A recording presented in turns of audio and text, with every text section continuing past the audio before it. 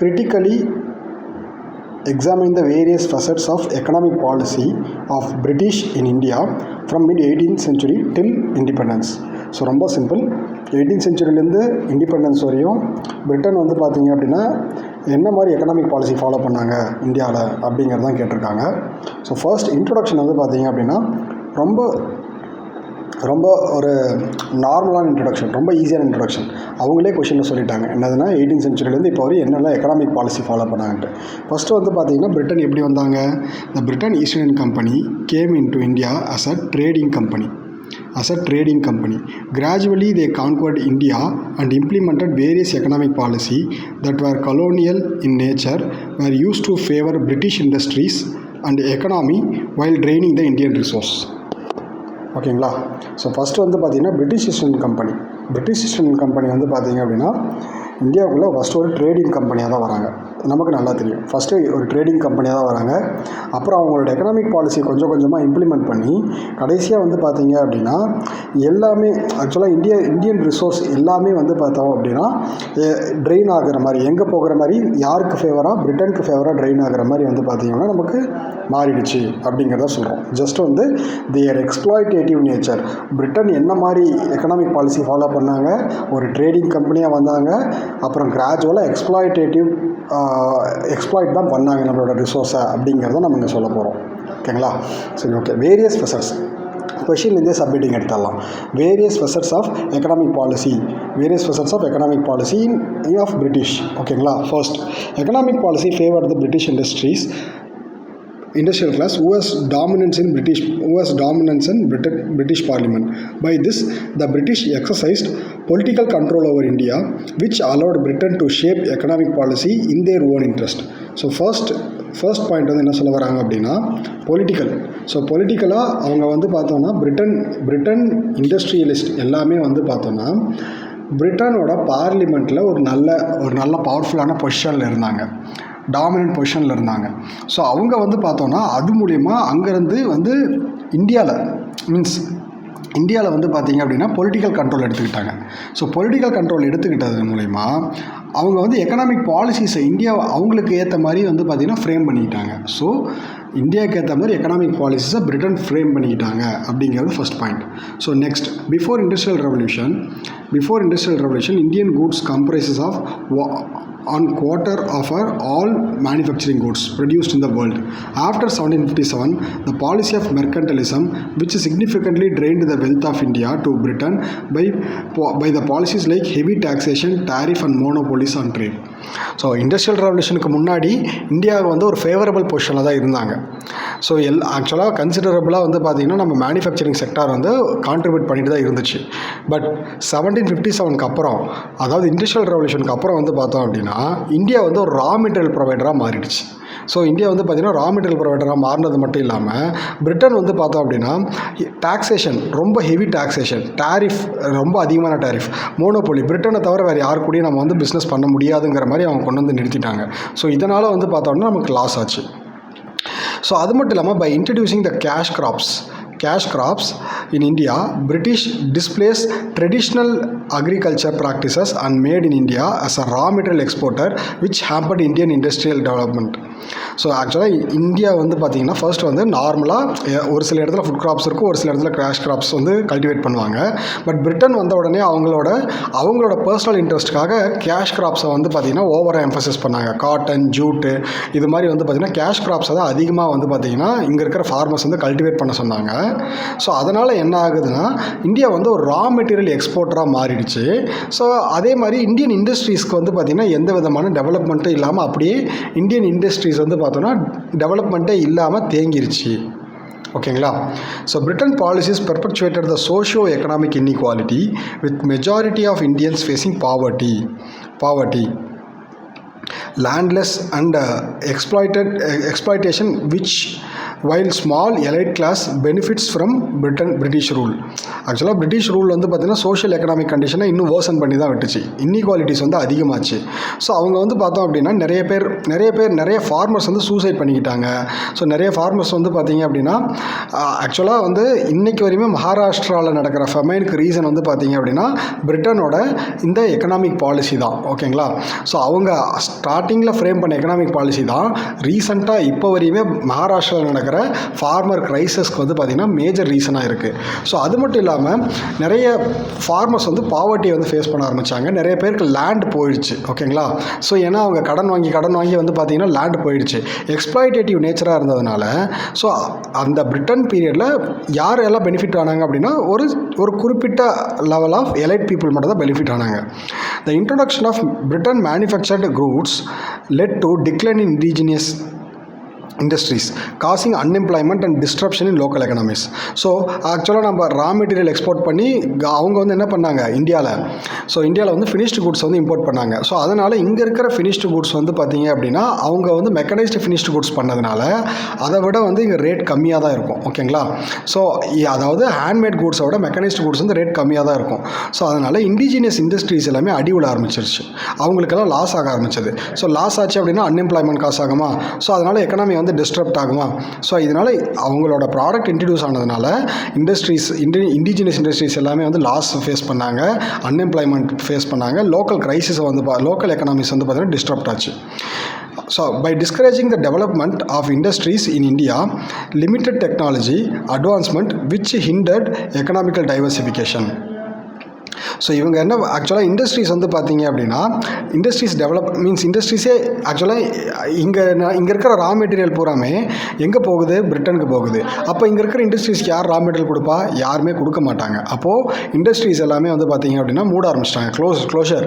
So technological advancement இல்லை. ஆக்சுவலாக பேசிக்காக ஒரு இண்டஸ்ட்ரி வந்து இருந்தால் மட்டும்தான் அதிலிருந்து டெக்னாலஜிக்கல் அட்வான்ஸ்மெண்ட் ஆகும். பட் இது மாதிரி டெக்னாலஜிக்கல் அட்வான்ஸ்மெண்ட்டும் இல்லை. ஓகேங்களா?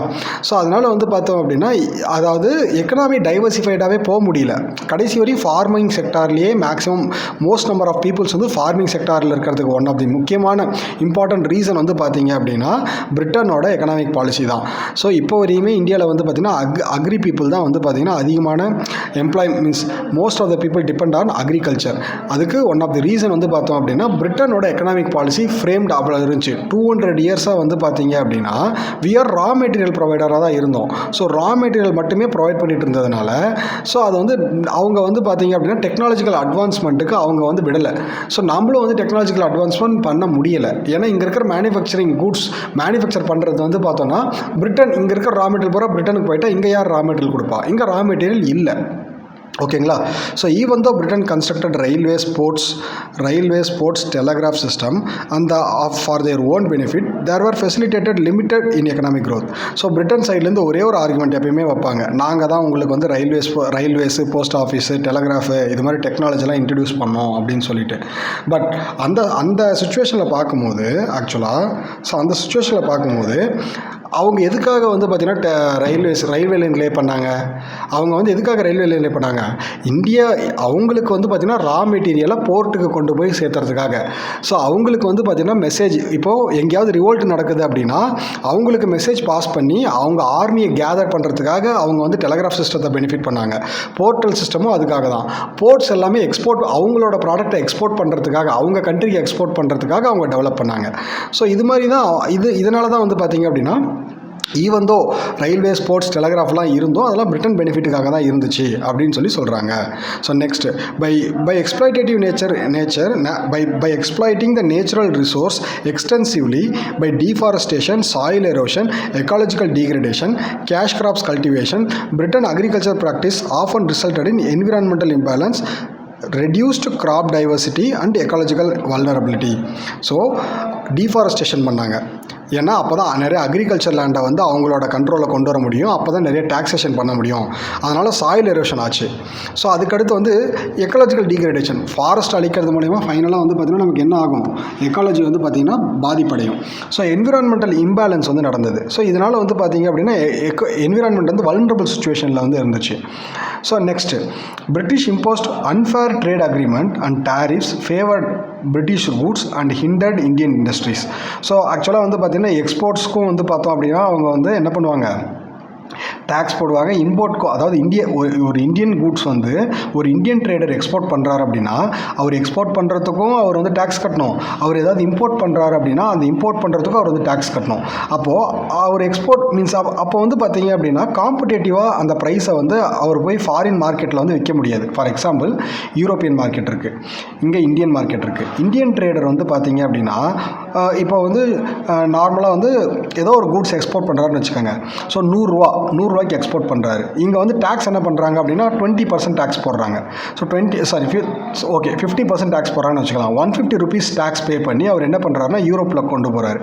அப்போது யூரோப் கொண்டு போய் அவர் வந்து 150க்கு மேலே விற்றா தான் அவருக்கு வந்து லாபமே கிடைக்கும். ஸோ பட் இந்த இடத்துல வந்து பார்த்தீங்க அப்படின்னா பிரிட்டனோட கூட்ஸ் எல்லாமே வந்து பார்த்தீங்கன்னா 100 rupeesலேயே கிடைக்குங்க. ஸோ இந்த இடத்துல காம்படேட்டிவ்னஸ் வந்து பார்த்தீங்க அப்படின்னா என்னாகும், இந்தியன் ட்ரேடர்ஸ் வந்து லூஸ் ஆகிடுவாங்க. ஸோ இதுதான் நடந்துட்டு இருந்துச்சு. ஸோ இதுதான் வந்து பார்த்தீங்கன்னா டாக்ஸேஷன் மூலயமா, டாரிஃப் இன்க்ரீஸ் பண்ணுறது மூலயமா, அன்ஃபேர் டாரிஃப் இன்க்ரீஸ் பண்ணுறது மூலயமா அவங்க பண்ணிட்டு இருந்தாங்க. Also British maintain control over key economic sectors. So manufacturing sector கண்ட்ரோலில் வச்சுருந்தாங்க, அக்ரிகல்ச்சர் செக்டாரையுமே கிட்டத்தட்ட கண்ட்ரோலில் வச்சுருந்தாங்க இந்தியாவோடது. So in conclusion, economic policies of British in India were marked by political dominance, economical exploitation, social inequality, limited technological advancement, and environmental degradation, and legal constraints. These policies perpetuated dependency and hindrance to Indian economic progress during colonial period. So நம்ம point by பாயிண்ட்டாக சொன்னதை பூரா அப்படியே கன்க்ளூஷனாக பண்ணிடுறோம். ஓகேங்களா? So இப்போ just revise பண்ணுறேன். ஆக்சுவலாக 18th centuryலேருந்து நம்ம பிரிட்டன் வந்து பார்த்திங்கன்னா என்ன மாதிரி பாலிசிஸ் எல்லாம் ஃபாலோ பண்ணாங்க, ஸோ அதை வந்து எவாலுவேட் பண்ண சொல்கிறாங்க, கிரிட்டிக்கலி எவாலுவேட் பண்ண சொல்கிறாங்க. ஒரு ட்ரேடிங் கம்பெனியாக வந்து கடைசியாக வந்து பார்த்திங்கன்னா ஒரு அட்மினிஸ்ட்ரேட்டிவ் யூனிட்டாக மாறிட்டாங்க. அதுதான் இன்ட்ரோடக்ஷன். அவங்களோட எக்கனாமி வந்து பார்த்திங்க அப்படின்னா எக்ஸ்ப்ளாய்டேட்டிவ் நேச்சராக இருந்துச்சு. பிரிட்டன் டாமினண்ட்டாக இருந்துச்சு. அவங்களோட ஓன் இன்ட்ரெஸ்ட்டுக்காக தான் வந்து அவங்களோட ஓன் இன்ட்ரெஸ்ட்டுக்கு ஏற்ற மாதிரி தான் எக்கனாமிக் பாலிசிஸுமே ஃப்ரேம் பண்ணாங்க. இந்தியன் கூட்ஸ் வந்து பார்த்திங்க அப்படின்னா அதாவது ஆல் வேர்ல்டு லெவலில் பார்த்தோம் அப்படின்னா 1/4 ஆஃப் ஆல் மேனுஃபேக்சர்டு ப்ராடக்ட்ஸ் வந்து இந்தியாவிலேருந்து தான் போச்சு. பட் அது இனிஷியலாக நல்லா ப்ராஃபிட் இருந்தாலையும் பிரிட்டனோட பாலிசி ஆஃப் மெர்கன்டலிசம், ஸோ அதுக்கடுத்து வந்து ஹெவி டாக்ஸேஷன், டேரிஃப்ஸ், மோனோபோலி மூலயமா இந்தியன் பிஸ்னஸ் மேனுக்கு லாஸ் ஏற்படுத்தினாங்க. கேஷ் கிராப்ஸ் பிளான்டேஷன் இன்க்ரீஸ் பண்ணுறது மூலயமா வந்து பார்த்தீங்க அப்படின்னா பிரிட்டன் வந்து ட்ரெடிஷ்னல் அக்ரிகல்ச்சர் மெத்தட் வந்து டிஸ்பிளேஸ் பண்ணாங்க. அதனால் இந்தியா வந்து ஒரு ரா மெட்டீரியல் ப்ரொவைடராக மாறிச்சு. அதை தாண்டி வந்து சோஷியோ எக்கனாமிக் காசஸ் அப்படின்னு சொல்லி பார்க்கும்போது இன்இக்வாலிட்டி ரொம்ப அதிகமாக இருந்துச்சு. லேண்ட்லெஸ்னஸ் நிறைய பேர் ஃபேஸ் பண்ணாங்க. ஸோ சம் எலைட் கிளாஸ் கிட்ட மட்டும் தான் லேண்ட் வந்து இருந்துச்சு. ஸோ இண்டிஜினஸ் இண்டஸ்ட்ரீஸ் எல்லாமே அதாவது ரா மெட்டீரியல் எல்லாமே எக்ஸ்போர்ட் பண்ணுறதுனால இண்டிஜினஸ் இண்டஸ்ட்ரீஸ் வந்து பார்த்திங்கன்னா மேனுஃபேக்சரிங் ப்ராசஸில் ஈடுபட முடியல. அதுக்கடுத்து வந்து பார்த்திங்க அப்படின்னா எக்கனாமிக் டைவர்சிஃபிகேஷன் பண்ண முடியல. ஏன்னா மேக்ஸிமம் அக்ரிகல்ச்சர் டிபெண்ட் பண்ணி இருக்க வேண்டிய சுச்சுவேஷன் வந்து வந்தது. ஸோ எக்கனாமிக் க்ரோத்துமே ஹேம்பர் ஆச்சு. ஸோ என்ன தான் டெக்னாலஜிக்கலாக பிரிட்டன் வந்து ரயில்வேஸ், டெலகிராஃப்லாம் கொண்டு வந்தாலே அதெல்லாம் அவங்களோட ஓன் இன்ட்ரெஸ்ட்காக தான் கொண்டு வந்தாங்க. ஸோ இது அவங்களோட எக்ஸ்ப்ளாய்டேட்டிவ் நேச்சர் வந்து டீஃபாரஸ்டேஷன் பண்ணது. டீஃபாரஸ்டேஷன் மூலிமா சாயில் எரோஷன் கிரியேட் பண்ணுறதுக்கு மூலிமா வந்து பார்த்திங்க அப்படின்னா ஃபர்தராக என்விரான்மெண்ட் வந்து பார்த்திங்கன்னா ஒரு இன்பேலன்ஸ் கிரியேட் ஆச்சு. எக்காலஜி வல்னரபுளாக போச்சு. ஸோ அதுக்கடுத்து அவங்களோட unfair trade agreement, tariff increase on Indian goods, tariff reduction on British goods வந்து பார்த்தீங்க அப்படின்னா ஒரு பெரிய ஹிண்டரன்ஸாக இருந்துச்சு, பிளாக்கேடாக இருந்துச்சு இந்தியன் பிஸ்னஸ் மேனுக்கு. ஸோ கீ எக்கனாமிக் செக்டர்ஸ் எல்லாமே அவங்களோட கண்ட்ரோலில் வச்சுக்கிட்டாங்க. இதெல்லாம் தான் வந்து பார்த்தீங்க அப்படின்னா பிரிட்டன் வந்து 18th centuryலேருந்து இண்டிபெண்டன்ஸ் வரையும் ஃபாலோ பண்ணிட்டு இருந்த எக்கனாமிக் பாலிசி. அதனால் இந்தியாவுக்கு ஏற்பட்ட பாதிப்புகள். ஸோ அவ்வளோதான். தேங்க்யூ.